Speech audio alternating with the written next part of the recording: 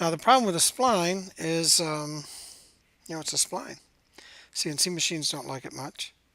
So we're going to have to break that spline, and we use this tool called an auto segment spline. Simply click on the spline tool, select your spline, say accept, and you'll notice there was some change on the screen. It broke the spline into lines and arcs that match that spline. It's a little hard to see them. If I zoom in tighter, you can probably catch the difference. So that's a spline. Let me get out of this. And that's an arc. Zoom back out.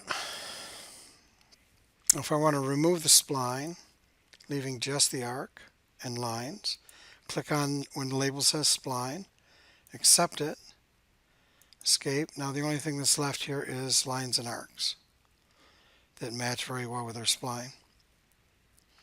So that's how you use the auto segment spline to break a spline into lines and arcs.